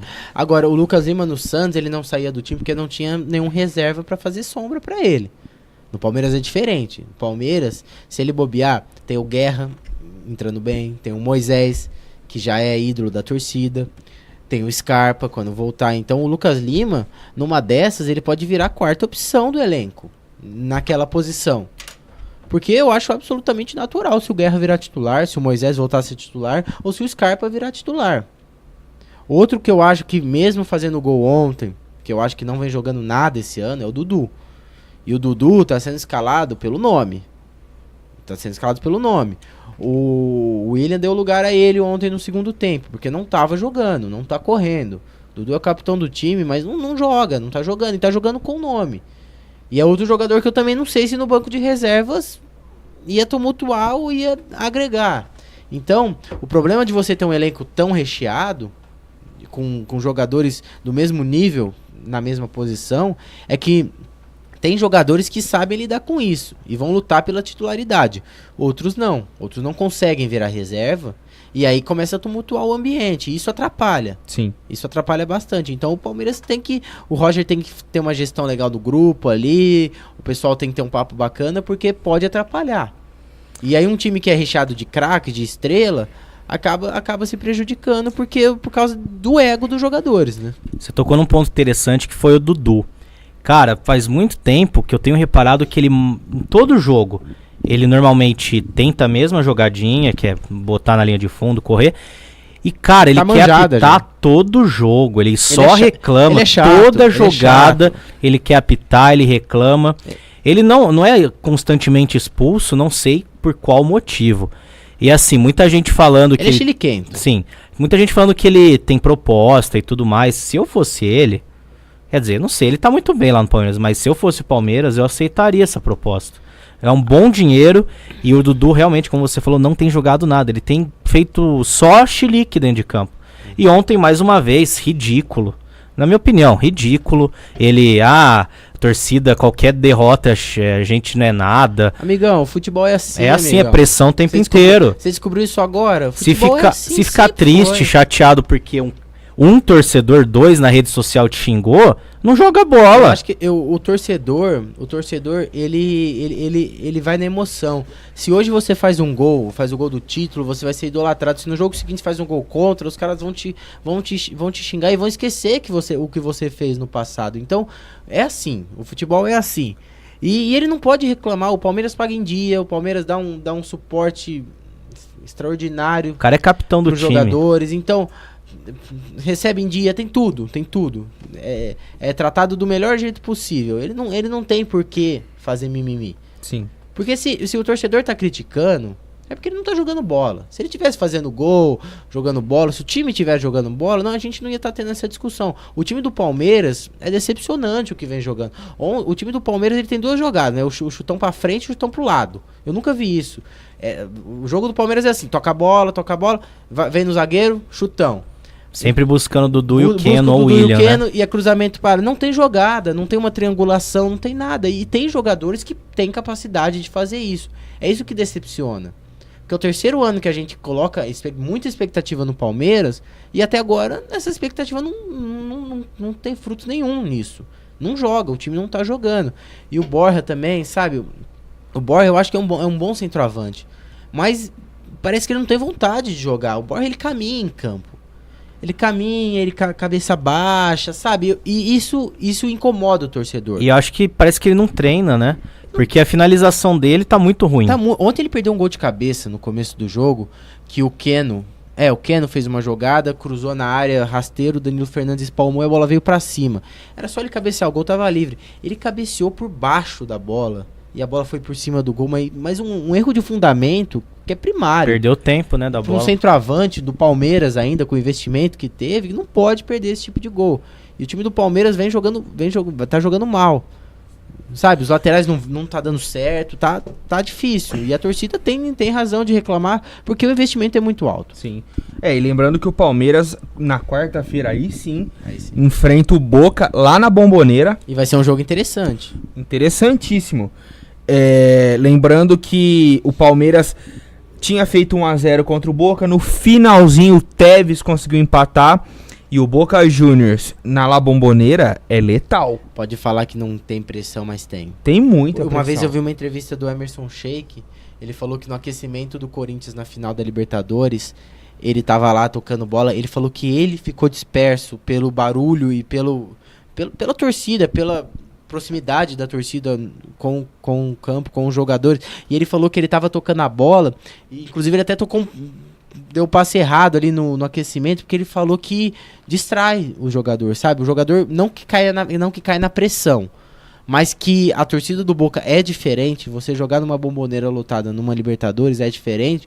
Então, esses jogadores aí que não estão dando conta do recado em Campeonato Paulista e nesse início de Brasileiro, precisam ficar espertos, porque jogar na Bombonera contra o Boca Juniors que praticamente se sagrou campeão argentino esse último fim de semana, venceu por 3-1 e tem um bom time encaixado, e na Bombonera a energia é outra, o time entra com outra perspectiva de jogo. Então o Palmeiras tem que ficar ligado. Eu acho que o Palmeiras vai sofrer muito nesse jogo contra o Boca. Se não se segurar, se não conseguir segurar lá atrás, vai tomar gol. Que a defesa do jeito que tá, mesmo com a entrada do Edu Dracena, o Felipe Melo já caindo de rendimento. E o Felipe Melo tem que tomar cuidado, porque o Felipe Melo é um jogador esquentado. Sim, pra ele dar outro soco, né, com responsabilidade. Pra ele tomar um cartão amarelo no começo do jogo, no último jogo do Palmeiras contra o Allianz Lima, ele tomou um cartão amarelo com 12 minutos de jogo. Se ele toma um cartão no começo do jogo na Bomboneira, os caras vão vir em cima dele e vai tomar o segundo e vai ser expulso e vai prejudicar o time. Então tem que tomar cuidado. Com tudo isso, arbitragem também. A arbitragem sempre é tendenciosa. Favorece. A gente tem que falar isso também, porque favorece. Então tem que tomar cuidado também. Então tem que estar esperto pra esse jogo. É um jogo fundamental que pode ou levar o Palmeiras pro céu ou pro inferno. Se jogar bem na Bomboneira e vencer o jogo, já muda o ambiente do clube. Agora, se vai mal, perde de 2, 3 ali, aí já entra numa crise. E aí vai balançar treinador, vai ter jogador questionado, vai ter dirigente questionado, e aí já vira uma bagunça. A gente sabe como o torcedor do Palmeiras é, ele cobra. E eu acho que tem razão de cobrar porque o investimento é alto. E quando o investimento é alto, se espera títulos. Sim. E o ano passado decepcionou, esse ano já decepcionou no Campeonato Paulista também. Então, tá na hora desses caras dar uma resposta e mostrar que valeu o investimento, porque até agora nada, né? E eu diria que o Boca é o favorito pra esse jogo. Pra esse jogo eu também concordo. Eu também acredito, com certeza. Principalmente pelo fator casa. Mesmo que o Boca Juniors não tivesse um time bom, assim, que batesse de frente a frente com o Palmeiras, pelo fato de estar na La Bombonera, já é um ou dois passos à frente. Lembrando que o Boca Juniors está tentando a contratação do Buffon, né? Pra próxima temporada. Pro meio do ano agora, na verdade, né? Quando ele se aposentar. Ele disse que vai se aposentar, mas o Boca Juniors está tentando a contratação dele. E tem o Tevez ali, que jogou com o Buffon na Juventus, quando foi campeã da Champions League, perdendo pro Barcelona na final. Então, eu acho que seria muito bacana, pra falar a verdade, o Buffon saindo da Juventus e indo pro Boca Juniors, pra América do Sul, pro futebol argentino também. Acho que ia ser muito interessante você ter Buffon e Tevez na mesma equipe, e na minha opinião o Buffon ainda tem lenha pra queimar.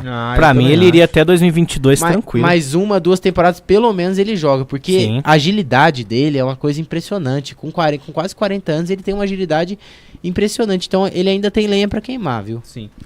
E antes de a gente sair do Palmeiras, o inquérito que o Palmeiras tinha aberto contra o Corinthians na final do Paulistão foi arquivado.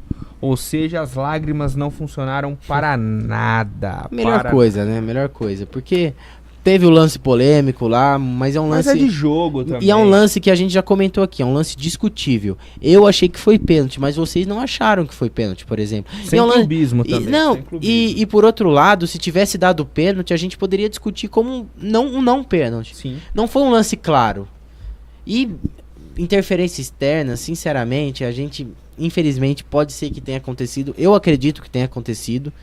Mas não é só nesse jogo que acontece. Não tô falando que a gente não pode... Tem que investigar tudo, mas daí você voltar atrás num resultado, já vira bagunça. Sim. E aí ganharia no tapetão, né? E aí fica manchado. Então ficaria mais manchado ainda do que para o palmeirense estar. Feio pro Palmeiras. Deixa como tá, aceita que perdeu, ano que vem tem de novo. Isso aí. Bola pra frente. Eu acho bacana investigar, acho que tem que ir atrás pra evitar novos episódios. Mas é isso que o Guilherme falou, cara, já era campeão Corinthians, merecido, dentro de campo, fez um gol com 2 minutos, então é isso. O Cássio pegou 2 pênaltis, e é isso, Palmeiras vice-campeão, ano que vem tem mais. Que não hajam mais problemas. Vai cobrar o Lucas Lima e o Dudu que perderam os pênaltis na final. O Lucas Lima foi o pior em campo. Foi o pior em campo. O Dudu também, muito mal no jogo. Ó, saindo agora aqui da América do Sul, vamos falar que amanhã já começa as semifinais da Champions League. Liverpool e Roma. Jogaço. Eu não vou arriscar palpite, porque eu errei praticamente. Não, eu também não, sinceramente. Todos os meus palpites. Eu só vou falar que eu vou torcer pra Roma. Pra Roma? É. Por que pra Roma? Porque é o time mais fraco dos 4, né? É a zebra. E pelo que fez, né? Pelo que fez com o Barcelona, eu acho que eles merecem essa final. Mas o Liverpool também merece. Eu acho que ficou muito pau a foi pau. Triste os dois se enfrentarem. Eu acho que seria interessante pro futebol. É lógico que se a Roma se classificar vai ser muito legal também pela história da Roma. Um negócio muito, muito bacana.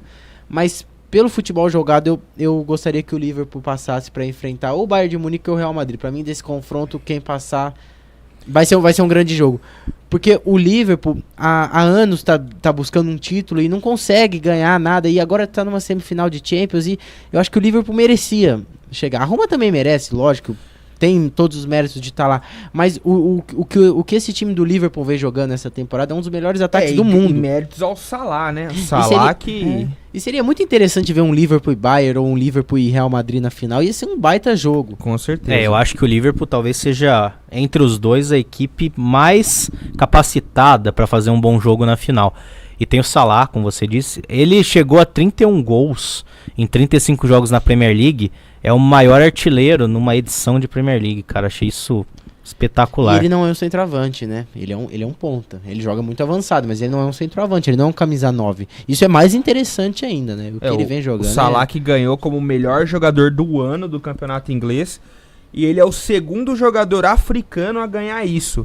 Antes dele teve o Mahrez, do Leicester City, que ganhou na temporada 2014, aquela temporada que o Leicester foi campeão.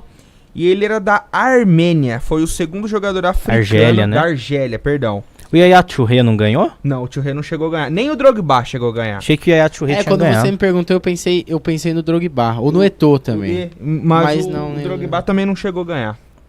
O Eto'o quando jogou no Chelsea não foi muito bem, né? Então, o Eto'o brilhou mais no Barcelona. É isso, né? O Salah que se for, quem sabe, campeão da Champions e for bem na Copa, pode chegar entre os 3 lá no final do ano. Eu acho que ele já tá entre os 3 do ano. No começo, pra mim, era o Neymar, mas com essa lesão... Eu acho que se o Brasil for campeão, o Neymar aparece lá.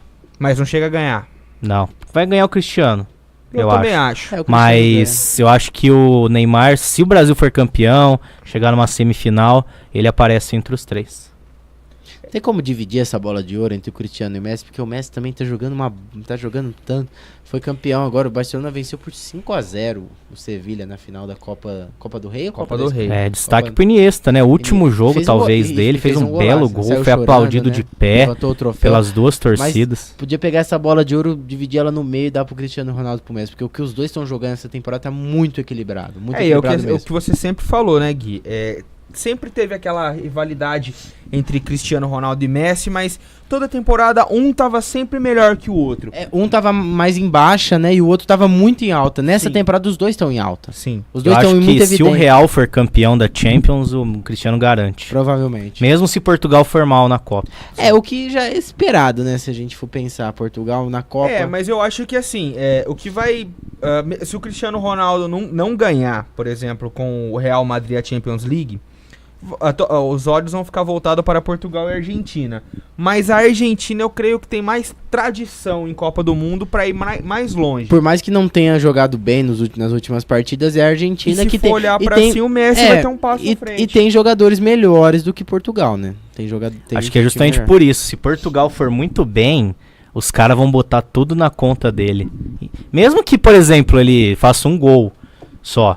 Mas como foi na Copa Europeia. Sim. Que o Portugal se, por exemplo, o André Silva chega lá fazer 5 gols, o Cristiano vai ser o herói. Pra mim, o Cristiano Ronaldo já conseguiu a Copa do Mundo dele com Portugal. A Copa do Mundo, entre aspas, que foi a Euro. A Euro. Eu acho que é diferente da Argentina do Messi, porque a Argentina do Messi tem condições de chegar numa final de Copa, como chegou na do Brasil. Mas Portugal, eu não vejo Portugal chegando muito longe numa Copa. Então, o Messi ainda não conquistou um grande título com a Argentina. O Cristiano Ronaldo, pra mim, já conquistou o ápice dele com a seleção portuguesa. Eu, sinceramente, não acredito. O futebol é maravilhoso, pode acontecer muita coisa, mas eu não acredito que Portugal consiga chegar muito longe numa Copa. E a Argentina já tem essa condição pelos jogadores que tem hoje, né? Sim. Eu acho que a Argentina também, apesar de tudo, não vai chegar longe. Não, eu também vai chegar numas quartas ali. Eu acho que cai nas oitavas ou nas quartas. Pra mim, Brasil, Alemanha, França, Bélgica eu coloco também. Bélgica pode ser, Espanha, principalmente, acho que a Espanha tá ainda na frente. A Espanha, são as melhores seleções. Pra mim, as 3 favoritas são... Quero até saber a opinião de você, do Gui. Pra mim é Brasil, não nessa ordem, né? Mas as 3, Brasil, Espanha e Alemanha, na minha opinião. O que você acha, Gui? Pra mim é Brasil, Alemanha e França. Eu acho o time da França é sempre um time muito perigoso e tá vindo com uma geração muito boa de jogadores. O Dembélé, o Mbappé. Tem o Griezmann, o Giroud fazendo... É um timaço. É um time muito Pogba. Kanté. A França tem 4, 5 opções ótimas para cada posição. Foi feito esse levantamento recentemente e deu inveja. Eu acho que então a gente vai concordar numa coisa. As 5 seleções favoritas, na minha opinião, eu acho que vai chegar, que a de vocês vai ser parecida. Brasil, Alemanha, Espanha, França e Bélgica. Sim. Acho que pra mim também. Acho que não tem ninguém correndo Fica por entre fora, essas não, 5 né? aí. Mas o legal de Copa do Mundo também é que sempre tem uma surpresa, igual na última Copa do Mundo, a Costa Rica. A Costa Rica, carinhosamente chamada. Um grupo onde tinha Costa Rica, Inglaterra, Uruguai Itália e Uruguai. Itália. Se classificou, a Costa Rica se classificou em primeiro no grupo. A Inglaterra é uma grupo da judiação, né? É uma seleção que eu gosto, é uma seleção que eu sempre... Vocês acham que a Inglaterra pode surpreender? Não. Tem um time muito bom, mas só sempre que falta aquele... a camisa da Inglaterra ela é fadada ao fracasso. A Inglaterra parece muito internacional de uns anos atrás, né? Todo mundo sempre apostava no internacional no começo da temporada. Falava, esse ano o Inter vai ganhar tudo, e nunca ganhava. O ano da Inglaterra pra mim foi 2006, que tinha um time absurdo. Perdeu pra Portugal nos pênaltis. E depois disso teve uma queda muito grande. Hoje tem um bom time, tem o Harry Kane, tem o Dele Alli, entre outros jogadores. Sabe uma seleção... Mas eu acho que não vai pra frente, cara. Sabe uma seleção que me preocupa bastante pro futuro? É a seleção da Itália.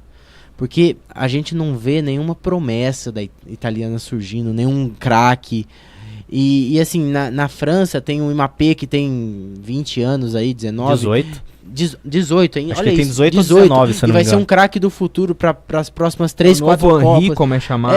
O Brasil tem uma geração boa também que vem surgindo. A Bélgica, time novo. A Espanha também, a Alemanha que jogou a Copa das Confederações com um time alternativo e foi campeão. A Itália, a gente não vê isso. A maior revelação da Itália é o Donnarumma. É o Donnarumma. Goleiro. Um jogador da Itália, que outro dia eu tava assistindo um jogo daquela Champions da América Central. Conca Champions. Conca Champions. Tava passando América do México e acho que é Dallas, um time lá do Canadá.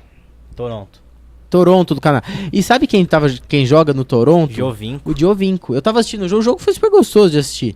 O jogo foi lá no México. O Toronto, inclusive, venceu as 2 partidas. Mas o Giovinco, que era uma revelação italiana, que muita gente falava que ia ser um grande craque, tá escondido jogando no Canadá. Eu acho que todo o cenário do futebol italiano é preocupante, não é? Preocupa. Porque eu pelo menos nesse momento não vejo uma luz.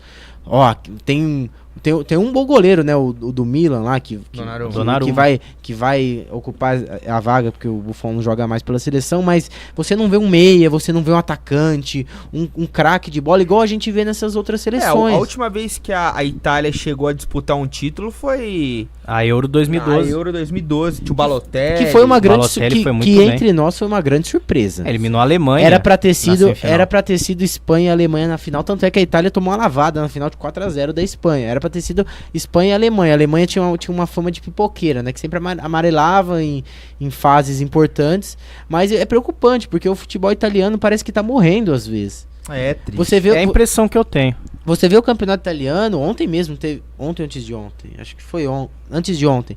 Teve um jogaço, Juventus e Napoli, na briga do título do campeonato italiano. O Juventus ganhou. O Napoli ganhou. Napoli ganhou de 1-0. De 1-0 e diminuiu... Koulibaly. Koulibaly com 44 segundo tempo na casa da Juventus. E diminuiu a vantagem de 1 ponto. Só que o campeonato italiano é gostoso de assistir, só que não são jogadores italianos. O time da Juventus mesmo, tem o Mandzukic, que é croata, tem o Douglas Costa, que é brasileiro, o Dybala argentino, o Higuaín argentino. Não tem... Os italianos estão no banco, Marquisio, Giaccherini, o Bernardeschi. E estão perdendo espaço cada vez mais, e é preocupante, porque é uma seleção que tá morrendo. Vai virar uma seleção de média pra fraca. Por outro lado, a gente vê uma Bélgica crescendo, por exemplo. Tem uma geração boa, que nunca foi um time tão forte, mas agora tem uma geração boa. Mas é triste. Mas eu acho que essa que é a graça do futebol. Se reinventar, se renovar. Sabe? Há 10 anos atrás, Você diria que a Bélgica ia ser uma favorita pra ganhar a Copa do Mundo? Não, e há 10 anos atrás, nós brasileiros tínhamos medo da Itália alcançar o Brasil em número de títulos, porque ela foi... A gente tá com medo da Alemanha. Porque ela foi tetracampeão em 2006 e a gente falou, nossa, e na próxima Copa se a Itália ganhar... Na Copa seguinte, nas 2 Copas seguintes a Itália foi eliminada na primeira fase. Times bem ruins. Times ruins que decepcionaram, então é triste. Eu fico triste pelo futebol italiano porque é uma escola, né, que ensinou com alguns treinadores como Maximiliano Allegri, o Antônio Conte ainda ensinam em relação à tática, ao jogo defensivo, que o italiano sempre foi forte. Mas a gente não vê revelação, a gente não vê nada, e é preocupante sim. Bom, é isso aí, pessoal. Assuntos encerrados. Eu gostaria de saber se alguém tem algum adendo. Só pra gente passar aqui, a régua, a seleção feminina do Brasil foi heptacampeã da Copa América e se classificou para as Olimpíadas de Tóquio 2020 e para a Copa do Mundo do ano que vem. Venceu aí por 3-0 a Colômbia na final. E hoje saiu uma campanha muito legal do Corinthians, que eles querem angariar patrocinadores para sua equipe feminina de futebol. Acho bacana. Que chama Calhe o Preconceito, a campanha. O que eles fizeram? Eles pegaram a camisa do Corinthians, da que as meninas usam, colocaram frases machistas, né? O lugar de mulher é na cozinha, o futebol feminino é chato, que são coisas que realmente muitas pessoas falam, inclusive mulheres. E como que vai ser isso? Eles vão jogar os jogos com essa camisa, e quando o patrocinador que tiver interesse em investir no time, vai comprar o espaço que tá a frase. Aí vai sair uma frase. Mas as outras vão continuar, até serem Isso é bacana. compradas. E o São Paulo tá com um time de futebol feminino também, tá jogando alguns campeonatos aí, sub-20, sub-17. E só pra eu passar a régua também, rapidinho, falar rapidinho do Comercial e do Botafogo. O Comercial empatou com o 15 de Jaú pela 4ª divisão, 0-0 fora de casa, né? Não foi Independente? Independente de Limeira, né? 0-0. Independente de Limeira, 0-0 fora de casa. E o Botafogo foi até Lucas do Rio Verde no Mato Grosso e venceu o Luverdense por 2-1, uma viagem que durou mais de um dia, né? 2 dias quase de viagem. Isso, pra Cuiabá, né? Foi uma trajetória muito longa, mas o Botafogo conseguiu voltar do Mato Grosso com uma vitória. A primeira vitória na Série C, havia empatado o primeiro jogo em 1-1 com o Bragantino em casa e conseguiu dar a volta por cima vencendo por 2-1 o Luverdense. E joga 2 em casa agora. Conseguiu uma boa sequência, né? É isso aí então, pessoal. Assuntos encerrados. Muito obrigado pela audiência e pela paciência mais uma vez. Na semana que vem não estaremos de volta, pois teremos um feriado aí. Que beleza, você que vai prolongar o seu domingo. Até terça, até né? Terça, né? Beleza. Exatamente. Eu trabalho na segunda. Eu trabalho viu, amiga? segunda também. Pra mim não é muito feriado, não. Mas de noite tamo aí. Aí, ó, todo mundo Você vai estar trabalha. aqui segunda? Então eu venho te dar um abraço. Então quem puder ter o feriado, que aproveite. Que Porque no aproveite meu caso, bastante. porque no meu caso eu não vou aproveitar muito, não. Essa vida de trabalhador assalariado não dá, né? Quem diria, estamos virando gente, hein? É isso aí, pessoal. Uma ótima semana a todos. E lembrem-se, Jesus te ama, o seu namorado não. Beijos, Neto, saudade. Boa noite e até a próxima. Ouça a rádio na app no seu computador. Acesse jornalismonapp.com.br. O Vitor, que vai ter um escritório